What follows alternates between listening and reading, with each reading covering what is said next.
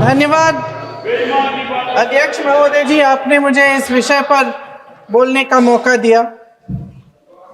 कुछ दिनों पहले हम राम मनोहर लोहिया अस्पताल गए थे। पुलिस लाठीचार्ज में घायल दिल्ली की उस छात्र की स्थिति जानने के लिए जो आईसीयू में अपनी जिंदगी की सबसे बड़ी लड़ाई लड़ रही है। हमसे कुछ ही समय पहले आदरणीय स्वास्थ्य मंत्री जी श्री जेपी नड्डा वहां गए थे और उनसे कुछ समय पहले अन्य नेता भी गए। जब तक हम वहां पहुंचे, उस लड़की की मां नेताओं के आने जाने से गुस्से में थी। सुन लीजिए, सुनिए, किसी की पीड़ा का मजाक नहीं उड़ाते।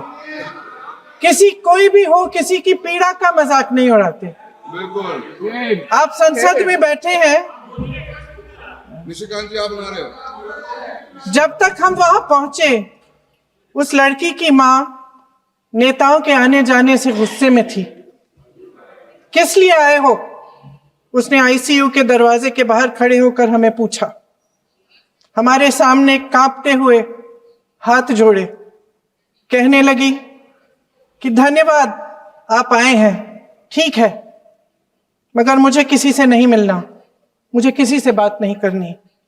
महोदय, उस मां की पीड़ा से उसका पूरा शरीर कांप रहा था, लेकिन उसने दृढ़ आवाज में कहा, सुबह से बड़े बड़े लोग यहां आ रहे हैं, एक के बाद एक वीडियो बना रहे हैं। वह भी आए जिन्होंने मेरी बेटी का ये हाल किया है। किस लिए? उसने हमसे पूछा। किस लिए?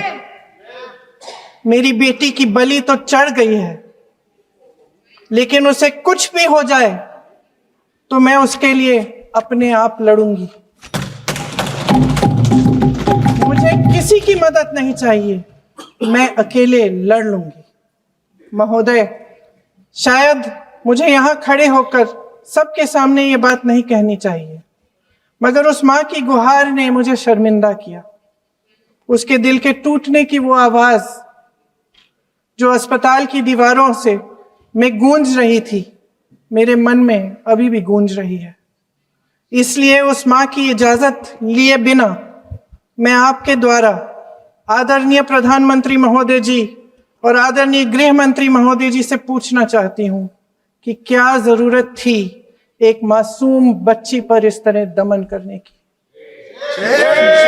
क्या जरूरत थी उन छात्रों पर आंसू गैस चलवाने की, उन पर लाठियां बरसाने की, उन पर वाटर कैनन्स चलवाने की?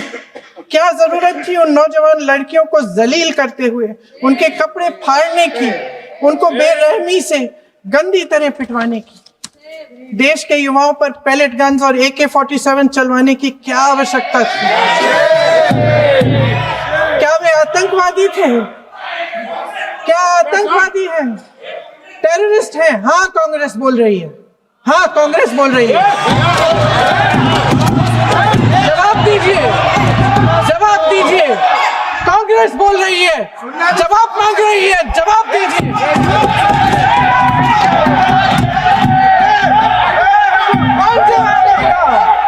कौन जवाब देगा?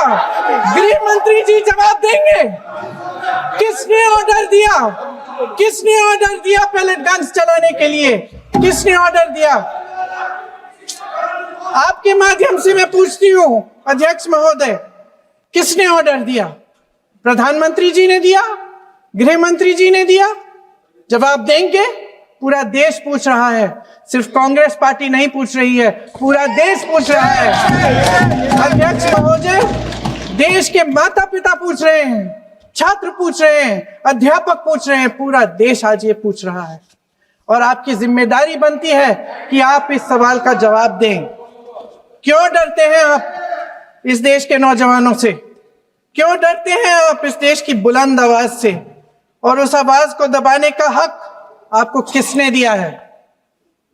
महोदय, ये सदन यहां बैठे हुए सांसदों की जागीर नहीं है, ये इस देश की अमानत है। यहां बैठे हम सब, इस देश की जनता, इस देश के युवाओं, बुजुर्गों, गरीबों, अमीरों और सब धर्मों, सब वर्गों के देशवासियों के सेवक हैं। हम उनके प्रतिनिधि हैं और ये सत्ता हमें उन्होंने ही दी है।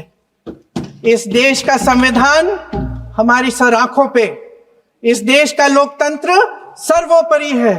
इसे ध्वस्त करना पाप है।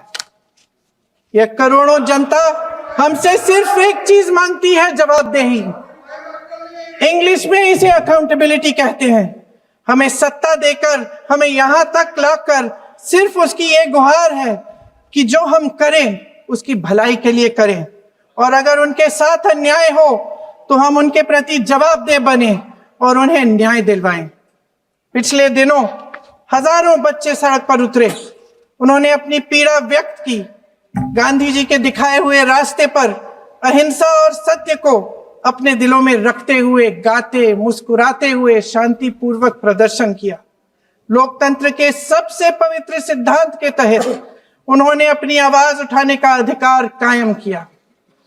ये उस भारत के बच्चे हैं जो गांव में रहते हैं, जो महानगरों में रहते हैं, जो छोटे कस्बों में, छोटे शहरों में रहते हैं, जहां माँ अपने गहने बेच देती है, पिता अपनी जमीन गिरवी रख देता है, एक परिवार अपनी पूरी जिंदगी की कमाई बच्चे के सपने पर खर्च देता है। और अब उन्हीं बच्चों को लगने लगा है कि आज इस देश में मेहनत से ज्यादा बेईमानी मायने रखती है,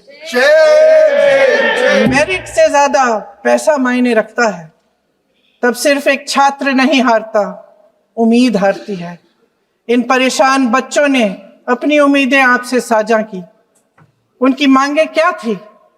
कि पेपर लीक करके उनके साथ जो बार बार अन्याय किया जा रहा है उस पर कार्रवाई की जाए, कि जो सिस्टम उनके भविष्य को कुचल रहा है उसे सुधारा जाए, कि जो माफिया उन्हें घेरे हुए है उसे हटाया जाए, कि जिस मंत्री के कार्यकाल में यह सब हुआ वह इस्तीफा दे, कि उन पर बर्बरता करने वालों पर कार्रवाई की जाए और उसके लिए माफी मांगी जाए। बस यही उनकी मांग थी ना, कि जो शिक्षा और स्वतंत्र अभिव्यक्ति का अधिकार उन्हें संविधान ने दिया है उसे कायम रखा जाए। महोदय, हमारे एजुकेशन सिस्टम में कुछ समय से बहुत खामियां भर चुकी हैं। बच्चों पे जो प्रेशर डाला जाता है उसकी वजह से सैकड़ों बच्चों ने आत्महत्या कर डाली है। उससे भी ज्यादा बच्चे डिप्रेशन में डूब रहे हैं। परिवारों पर बच्चों को पढ़ाने लिखाने के लिए घूस, capitation fees, tuition fees, coaching fees आदि के घिनौने दबाव हैं। लोन लेने पड़ते हैं, सामान बेचना पड़ता है और उसके बावजूद कोई गारंटी नहीं कि उनके बच्चों के भविष्य मजबूत बन पाएंगे, क्योंकि बेरोजगारी चरम पे है। इस सरकार ने रोजगार पैदा करने वाले सभी सेक्टर्स को लगातार कमजोर किया। एग्जामिनेशन सिस्टम खुद फेल हो गया है। पिछले दशक में 152 पेपर लीक हुए, 750 करोड़ छात्र प्रभावित हुए, मगर एक भी दोषी, एक भी माफिया को सजा नहीं।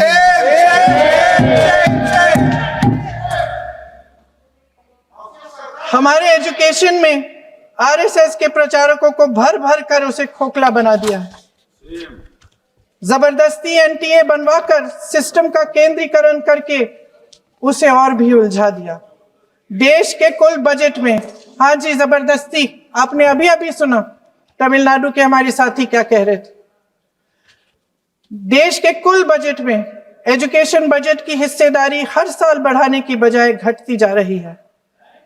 1.4 लाख करोड़ रुपया का पूरा बजट एजुकेशन बजट है और 1.32 लाख करोड़ सिर्फ नीट देने वाले 22 लाख बच्चों के परिवारों से हर साल खींचा जाता है। एक और शर्मनाक आंकड़ा भी है। 1.4 लाख करोड़ रुपया हमारा पूरा एजुकेशन बजट और 16 लाख करोड़ रुपए जो मौजूदा सरकार ने बड़े उद्योगपतियों के लोन माफ किए हैं। सोचिए कि इस सरकार की प्राथमिकताएं क्या है। सच ये है अध्यक्ष महोदय कि जिस तरह अस्पताल में उस छात्रा की मां का विश्वास पूरे सिस्टम से हट गया है, उसी तरह देश के युवाओं का भरोसा इस पूरे सिस्टम से टूट चुका है। और जब इस तरह देश के भविष्य, हमारे युवा निराश होकर सरकार और सिस्टम से अपना भरोसा हटा देते हैं, तो उस भरोसे को फिर से बनाने के लिए सिस्टम के अंदर से जवाब नहीं ढूंढा जा सकता, उसके दायरे से बाहर निकलना पड़ता है, नए सिरे से ठोस प्रयास करने पड़ते हैं। अफसोस की बात यह है अध्यक्ष महोदय कि इतना हो जाने के बाद भी आदरणीय प्रधानमंत्री महोदय जी और उनके साथी इस सच्चाई को समझ नहीं पा रहे हैं।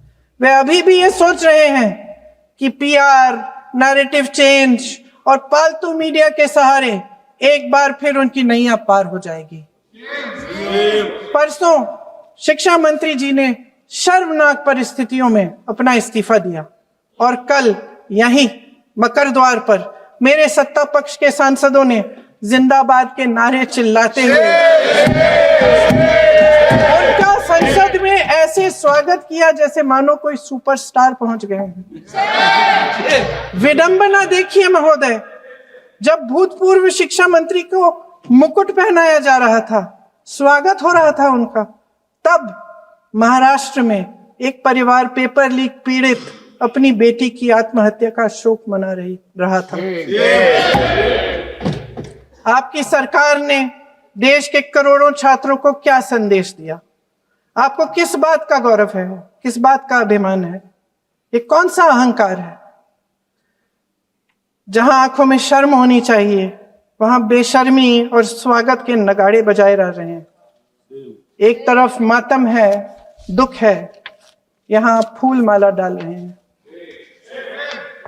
कोई आप पर कैसे यकीन करे?